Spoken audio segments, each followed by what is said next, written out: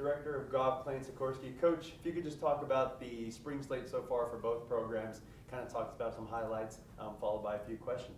Yeah, absolutely. Men's team, we've played 3 events. Started out in Mexico, then went to Arizona, and just got back about a week and a half ago from Louisiana. So tough first event in Mexico, really tough golf course, not really kind of what we see for the rest of the year. So it's a good experience for the guys, but we don't really take stock in what that was going to do for the rest of the year.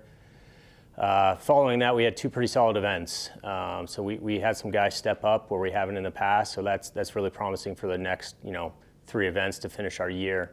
But we had under par in Arizona and under par as a team in Louisiana. So really excited about that. On the women's side, they kind of just picked up where they left off. We've had our best year in program history, really good event at San Diego State, solid event at Abilene Christian, and then currently they're in Hawaii getting ready to tee off here in a really strong event. I think USC's number 2 in the country, they're there. Arizona State's top 25, so is North Carolina as well. So really strong event, and hopefully the ladies are well prepared. I know Tina did a great job, and Coach Rosa as well. So really excited to see how they perform this week. Coach, some key returners for the Bears in the lineup for both sides.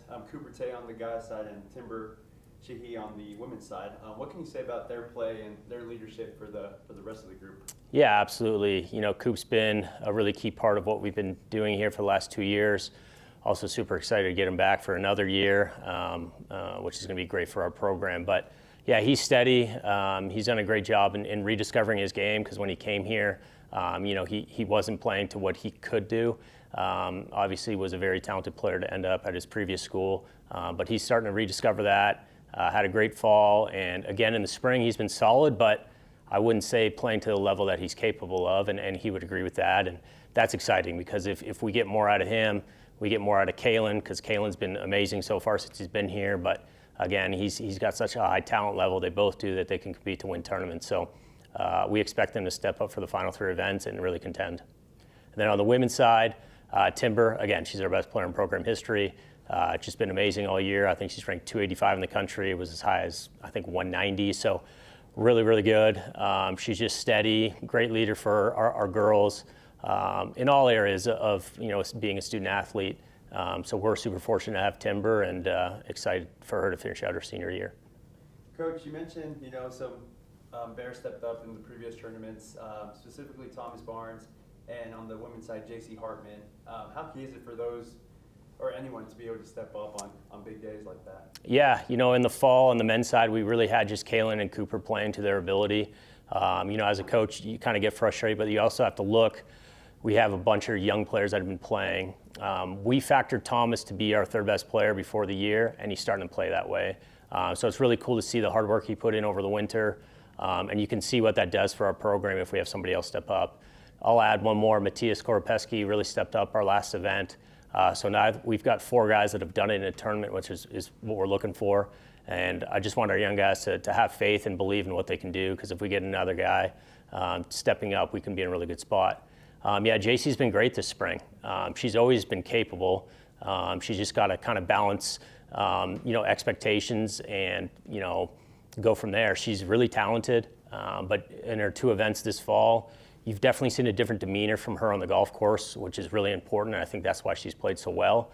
But the talent was always there. So really exciting there to go along with Sam and Timber, who have done it for prolonged periods of time. JC's always had that ability, so it's exciting to see her perform that well. And looking ahead, Coach, preparing for upcoming tournaments, you guys are at Wyoming next on the men's side. What did that tournament kind of look like, and what are some key areas you're? Yeah, good question. It's a really strong event. I think there's 23 teams. Really fun golf course. It's one of my favorite events every year. Wyoming does a great job in hosting, but it's a golf course that should suit our guys pretty well, especially with the 4 guys that we know are going right now. They should perform well out there, so it's a great opportunity to stack their games up against some of the best in the country. So really strong field, and that kind of springboards us to prepare us for conference. And then on the women's side as well, we have some events coming up that I think we can contend to win. Kennesaw State is a great opportunity for us. And then Texas A&M, we finished 2nd there last year. Really strong event. It's even better this year. It's probably our strongest event of the year, so it'll be cool to see our girls compete against the best.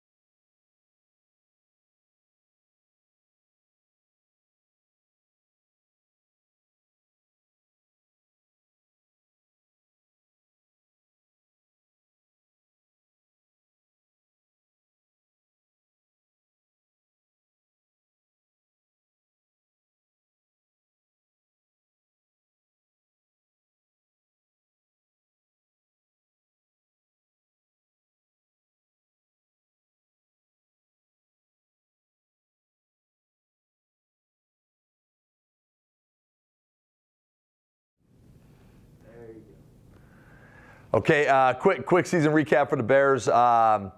Super proud of the team. Obviously, I wish we were still playing like every coach in America does, and we thought we had a team that was good enough for sure to win that championship in Boise. Came up short against a really good Montana team that we had beat a week earlier, but definitely does not detract from the season we had. Had a great season. Had a season that kind of had 3 different phases.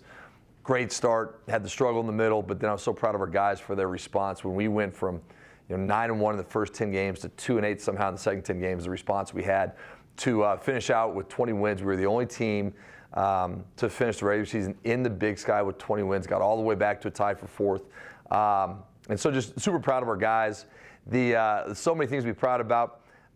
Just off the top of my head, obviously the 20-win season. We've won 64 games here in the last 3 years, which I think is the second most in the league, which is something that's not easy to do. A ton of individual accolades as the dust settles.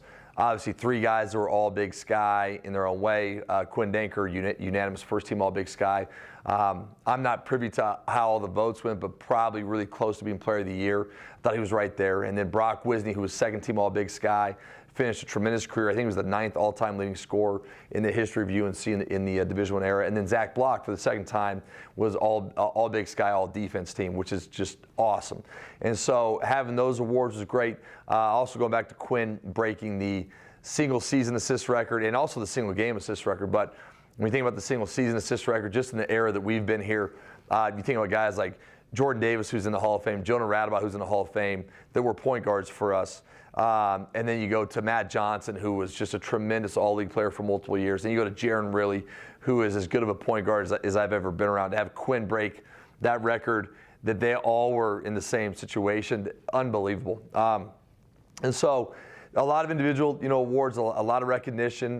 We were hoping to play in the postseason. Didn't know how it would shake out with the CBI. The CBI actually shut down. And so the only tournament to play in potentially would be the NIT, and our metrics didn't hit that. So the season is over, and we look forward to kind of building back quickly here as we kind of get into retaining our guys, recruiting guys, the portal, et cetera, et cetera. But really just having this time, the spring break's the first spring break we've had, where our guys could go home and where we can kind of at least get a little bit of reflection time before we get into this next phase. So it's a great year for us. It's like I said, it's always painful when it ends. It's never fun when it ends. You never think it's going to end. We had every belief and confidence that we were going to be in Boise all the way to the championship. And so when you come up short in that game against Montana and it's just over, it's a pretty tough feeling. But as time wears on and the sting of defeat starts to wear off a little bit, you can reflect back and look at how many great things that we've done this year. So super proud of the team. And this year's over. We move on to the future.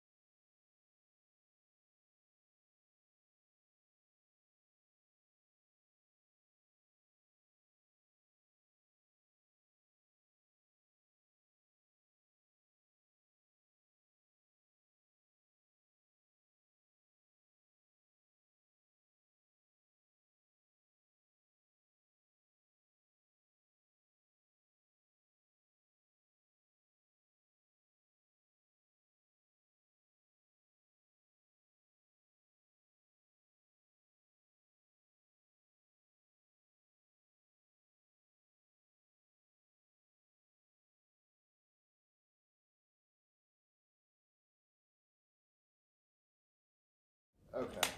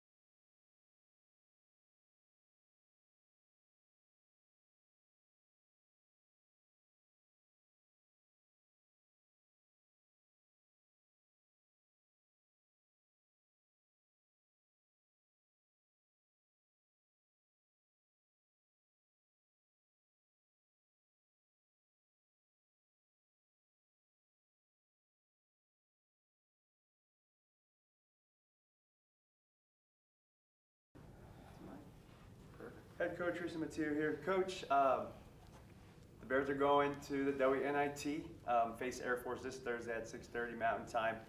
What does that mean to you, the program, the community? What can you talk about that? Absolutely, yeah, and it's good to see everybody here today. I know it's March Madness time, so we are really thrilled and excited to continue our season, extend it for as long as we can. The way we view it right now, for us, just postseason is a privilege. It's something that you've earned and really a reward for the body of work that you had all throughout the season. And you know, for us, it's pretty plain and simple. We don't want this to end. I don't think the girls do. I think they want to play together for as long as they can. And it still feels like there's something to prove. So we had, you know, the full non-conference play and then conference, ended in third, then Big Sky Conference play, and now, you know, the season is pretty simple at this point in March. And there's the basketball side of can you rebound, defend, and just put points on the board and enjoy doing that. And then there's just who we are right now as a team and continuing to play our best basketball, something that I think our fans have been very proud of throughout the year, our families as well. But this is just the time of the year where anything can happen. It's kind of a magical time of the season. We just, you know, Sunday, all of the announcements, so there's several different tournaments happening right now too. So it's just fun to be a part of. On the women's side, there's 148 teams left that will be playing in some form of postseason play for NCAA Division I basketball. And so we are just grateful for that opportunity and want to do everything we can, like I said, to just extend this. Coach, with the maturity this team has shown all season long, how important is it to have that maturity to celebrate the moment, but also stay focused looking ahead to Thursday's game?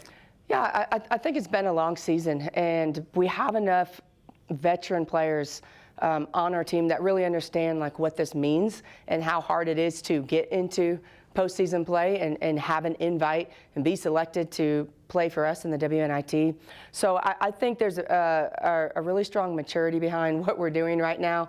You know, we're in the middle of spring break. There's no school right now, so there's no schoolwork, study hall, any of that. So this is an opportunity to really that they can kind of be a little professional right now, basketball player, and just focus on hoops and sleep and resting and making sure that their minds and bodies are ready for this battle that we're going to see here. So we have great focus, good senior leadership, but then even our younger core, I think, is just really excited to continue this on.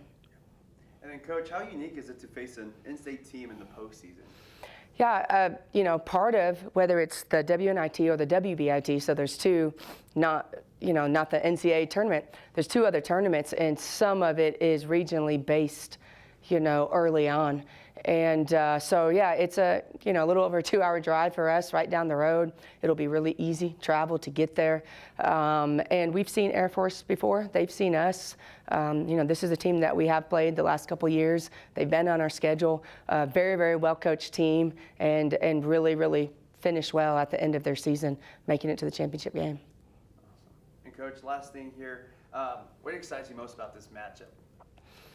I think outside of, because I know a lot of people will say the in-state, but it's just the opportunity for these young ladies to keep reaching the goals that they set for themselves this season. For me, it's all about the girls right now and making sure that we finish strong. They have invested a lot, and we've been going since June. In the summertime. So it's a long season, but you have a love for the game. You have a love for being around your teammates and being together and going to battle together. And I think that's why these teams, all these teams right now are playing in postseason. They don't want it to end. And they're scrapping and crawling and doing everything that they can to, you know, have one more day together. That's what we want ultimately from the coaching side, is to represent our university, our program, with as much class as we can, and continue just to leave a mark and legacy on what we've accomplished this year. So we think we have more. What does that look like? I can't promise anything behind that outside of the opportunity that we have on Thursday, you know, which is Air Force. And again, you know, I give credit to Air Force too, because they're going to be a very tough, physical team that just played in the Mountain West championship game.